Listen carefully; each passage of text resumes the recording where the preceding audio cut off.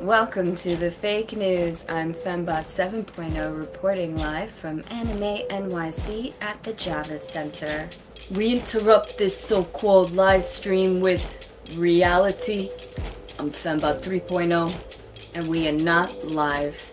It's already been a few weeks since the 3-day AnimeNYC convention happened. Sometimes news needs to simmer and bake in the operating system before an accurate analysis can be shared with an audience. How else can we answer the big, zoomed out questions like, why are there 30,000 people attending a single conference? And how is it possible that this conference is tiny in comparison to the larger annual Anime Expo in LA, which draws 100,000 anime heads? Yeah, that's a lot of people.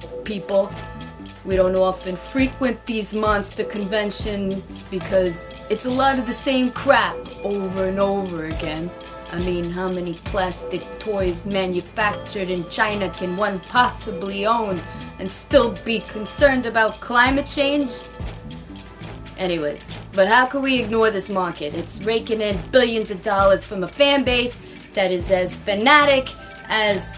We interrupt Fembot 3.0's number orgy with a moment of silence to honor our dad, Stan Lee, who passed away only a few days before the AnimeNYC convention. May he rest in peace. Oh. Bueno, we interrupt Fembot 1.0's daddy issues with a flashback to 2008. I'm Fembot 2.0 reporting from the Miami archives when our mom, Dr. Nutmeg, had her own 3-day anime convention by binge-watching all 24 episodes of The Witchblade. Perhaps stoned out of her mind, the reports are unconfirmed and may have been lost in Hurricane Irma. Bueno.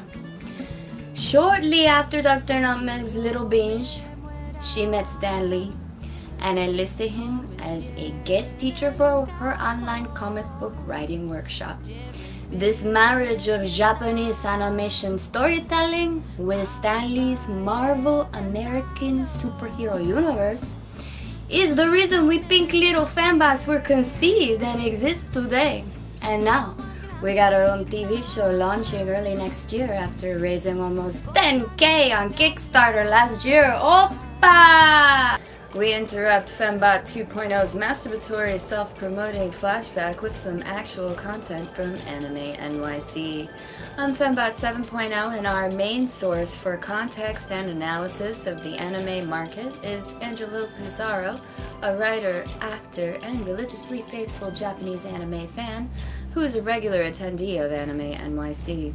He prepared us little fembots the night before the conference with some short binges of Devilman Crybaby and fairy tales, so we could see the difference between the cutesy stories about overly emotional girls who become superheroes with the help of a magical kitty cat, and overtly hypersexualized epic tales about all the shades of gray in the human psyche.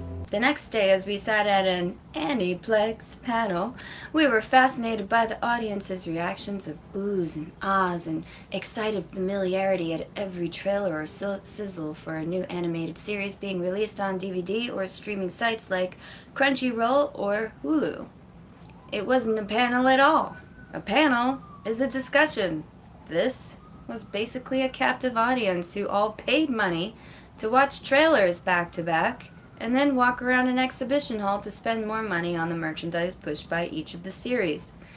Real talk, I wanted to buy some Devilman Baby merchandise afterwards. Ridiculous. It was as if everyone was among long-lost family members, vibing on the stories that give context and meaning to their lives IRL. I Want to Eat Your Pancreas. Rascal Does Not Dream of Bunny Girl Senpai. Full Metal Alchemist Brotherhood. Cells at Work. When we saw the trailer for Cells at Work, our entire universe, boop, shifted. Because all of the action takes place inside the human body. The red blood cells versus the white blood cells. It's super nerdy.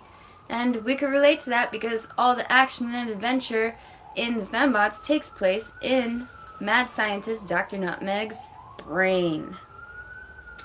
And some of her body, because she actually extracts all 7 of her chakras in order to create our different personalities. Like I said, I'm Fembot 7.0. I am the personification of your 7th chakra. Throughout the series, she begins to regard us as her 7 daughters, and the result is an animated comedy series about an alternative family created by the forces of postmodern feminism, the rise of humanity's increasing unconscious faith in dadaism. Yes, dadaism. It does sound like what it is, a new religion, or rather a cult, coined by Israeli philosopher and futurist Yuval Noah Harari. Anyway, so by the end of that panel, we started to feel like we were part of this family. The Japanese animation style of storytelling had actually influenced the story of the Fembots more than Dr. Nutmeg understood. The fusion of tech and spirituality is almost exclusive to the genre of Japanese anime. That is, we rarely see these themes explored in Western animation for adults. Just think about the favorites that pop up in your own memory files, and it's all superheroes, screwball comedy, and political commentary a la South Park, BoJack Horseman, Big Mouth, Simpsons, Beavis and Butthead, Daria. Although we did discuss in a recent Quest On podcast, Adult Swim's Rick and Morty is one of the first popular Western animated comedies to explore existential themes in tech and spirituality. We interrupt this fake news with clickbait brought to you by The Guardian. I'm Fembot 6.0 reporting live from Dr. Nutmeg's factory in Newark, New Jersey. According to writer Richard Godwin, humans will get regular body upgrades in the future. From mechanical exoskeletons, bionic limbs, and uploadable brains, dozens of medical companies have already surgically started fitting humans with robotic devices that mimic and replace specific organs such as the pancreas, the eyes, and the heart. That's why Dr. Nutmeg's factory is ahead of the curve, and our special guest patient, Miss Fembot 7.0, is making a repeat appearance on our virtual reality nighttime talk show, Turing Test. Tune in Tuesday nights at 11 to see how we upgrade Miss 7.0 to 7.1.3. Ciao, ciao.